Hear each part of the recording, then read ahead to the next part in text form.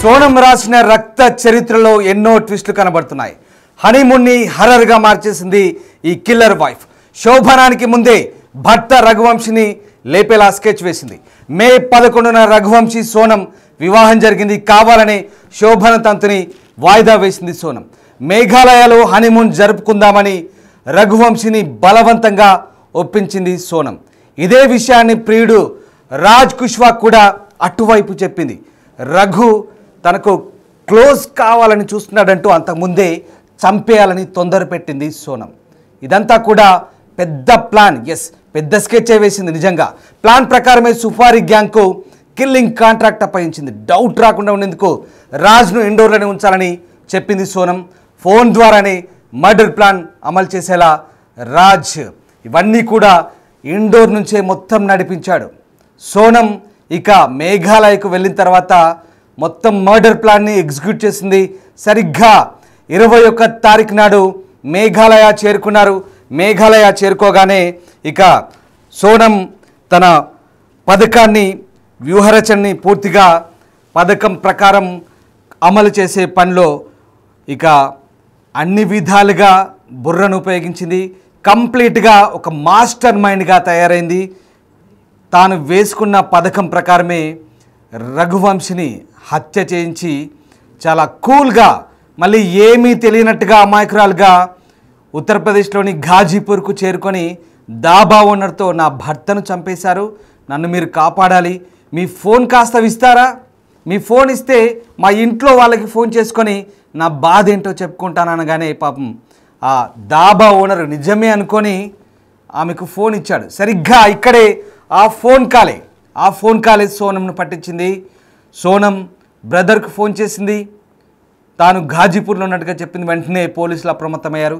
అప్పటికే 2 రాష్ట్రాల పోలీసులు, అటు మధ్యప్రదేశ్ ఇటు మేఘాలయ పోలీసులు బృందాలుగా ఏర్పడి దర్యాప్తు కోసం బయలుదేరారు.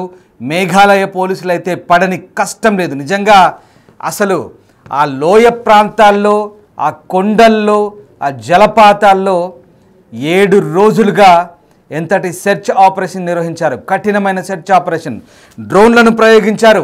ఇంకా ఆ ప్రాంతంలో అత్యాధునిక సాంకేతిక పరిజ్ఞానాన్ని ఉపయోగించి డెడ్ బాడీ ఏమైనా దొరుకుతుందేమో అని చూశారు. సరిగ్గా జూన్ 2న రఘువంశ్ డెడ్ బాడీ దొరికింది. అప్పటికే రఘువంశ్ని దారుణంగా కత్తితో పొడిచి హత్య చేసినట్టుగా క్లియర్గా అర్థమైంది. కానీ సోనం దొరకలేదు. సోనం దొరకపోవడంతో సోనం ఏమైనా చేశారా, ఇద్దరు భార్యాభర్తల్ని చంపేసి తలో చోట పారేశారా అన్నట్టుగా అనుమానాలు వ్యక్తమయ్యాయి.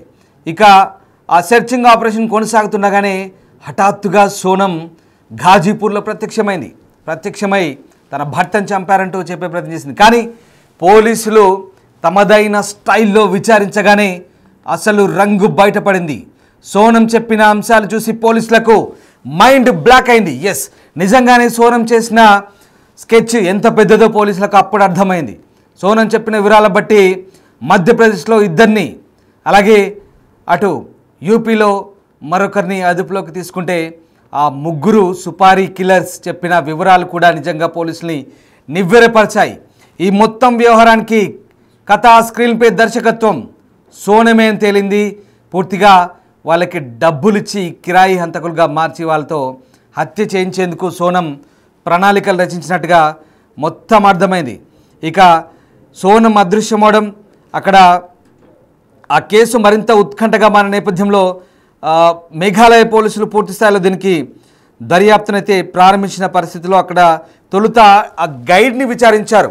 ఆల్బర్ట్ అనే గైడ్ని విచారించినప్పుడు ఒక్కటే చెప్పాడు ఆల్బర్ట్, వీళ్ళతో పాటు మరొక 3 ఉన్నారు, నన్ను వద్దని చెప్పారు, వాళ్ళే వెళ్తామన్నారు అనగానే సరే ఇక పోలీసులకు అక్కడే అనుమానం వచ్చింది.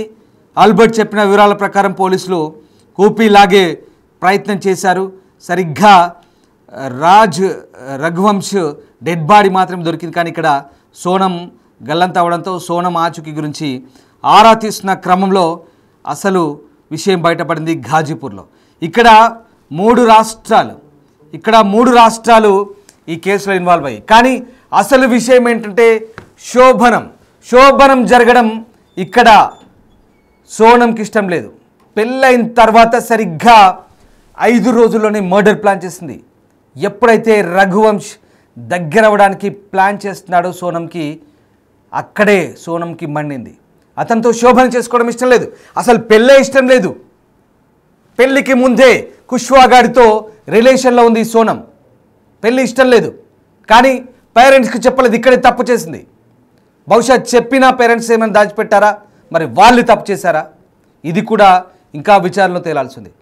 ఇక్కడే రఘువంశ్ శోభనంతో దగ్గర అవడానికి ట్రై చేశాడు, కానీ సోనం ఆ ప్లాన్ని కుదిరేలా లేని పరిస్థితుల్లో రఘువంశం దూరం పెట్టింది. ఇక మనం హనీమూన్కి వెళ్ళి అక్కడే శోభనం చేసుకుందామంటూ నచ్చ చెప్పే ప్రయత్నం చేసింది.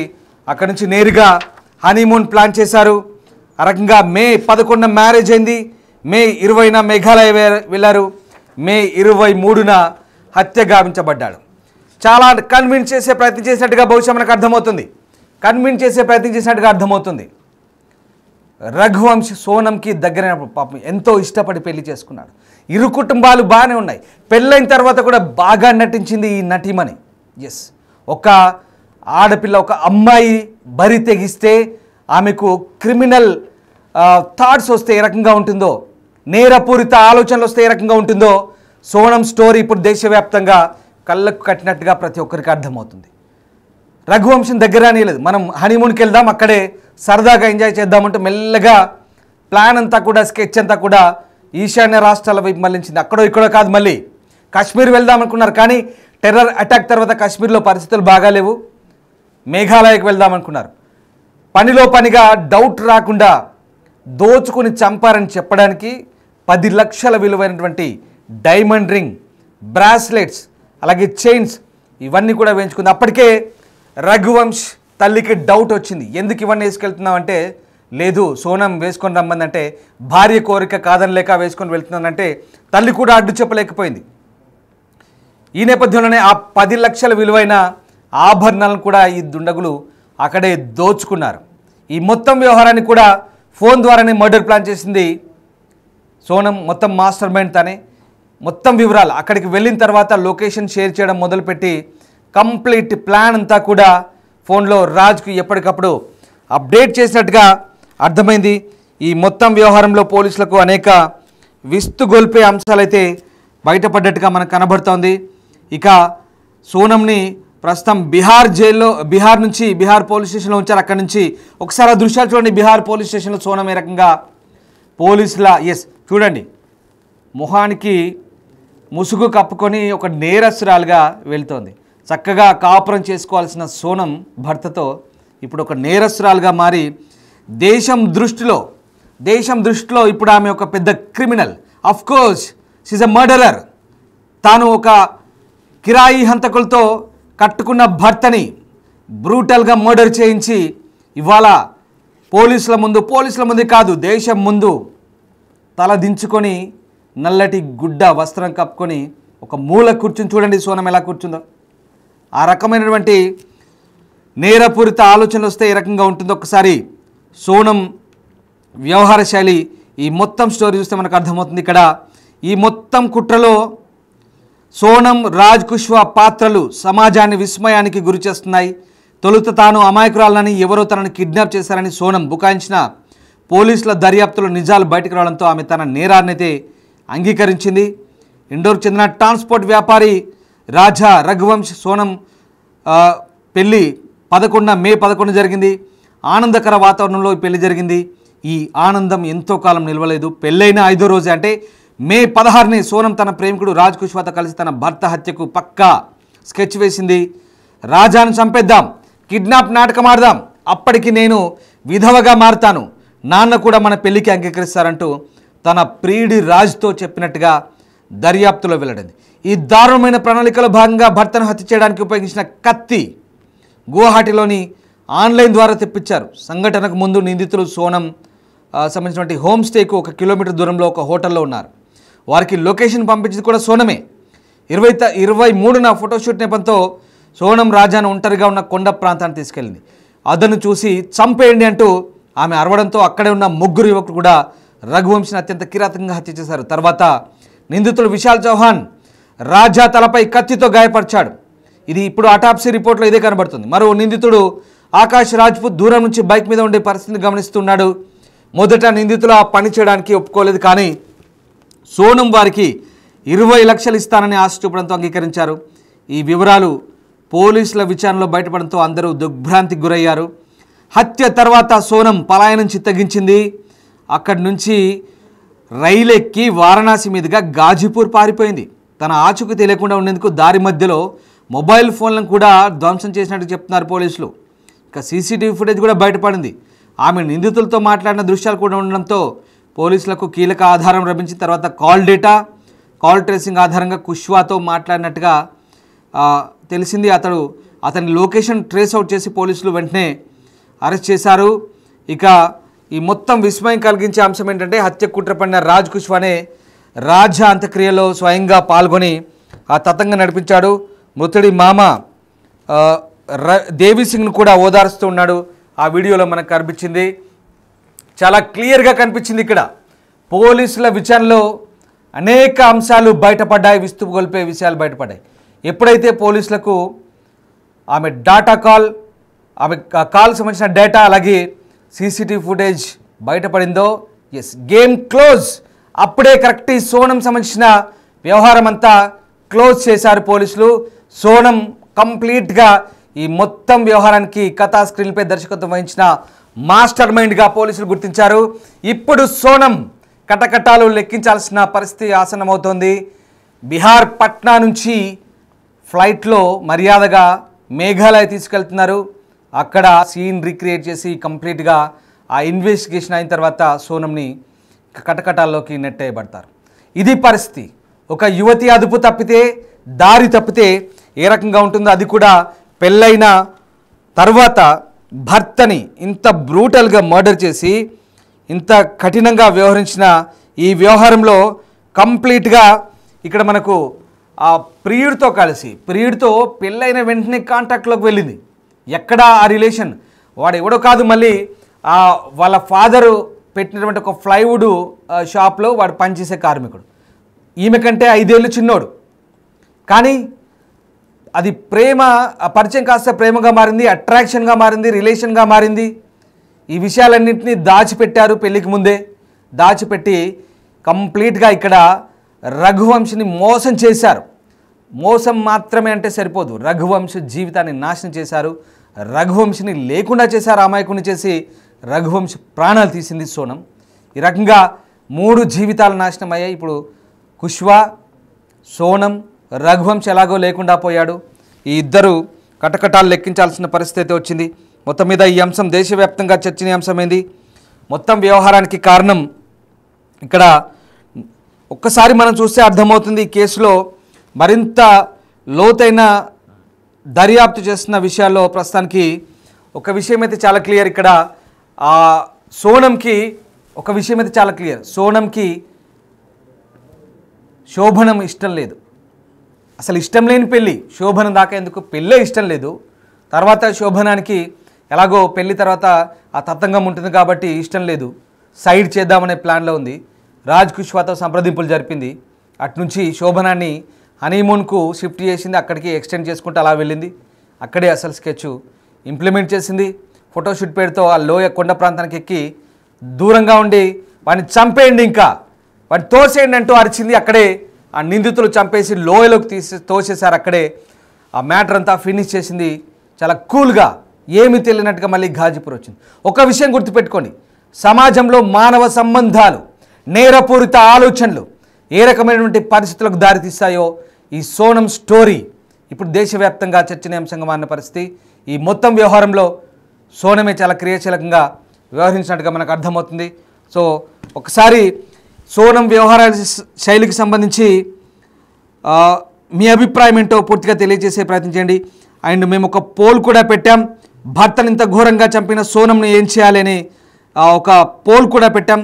ఆ పోల్కు సంబంధించి మీ అభిప్రాయాన్ని కూడా తెలియచేయండి. సో ఒకసారి మీ అభిప్రాయాలు కామెంట్ రూపంలో తెలియజేయండి. అలాగే మేము పెట్టిన పోల్లో కూడా పాల్గొనే ప్రయత్నించండి.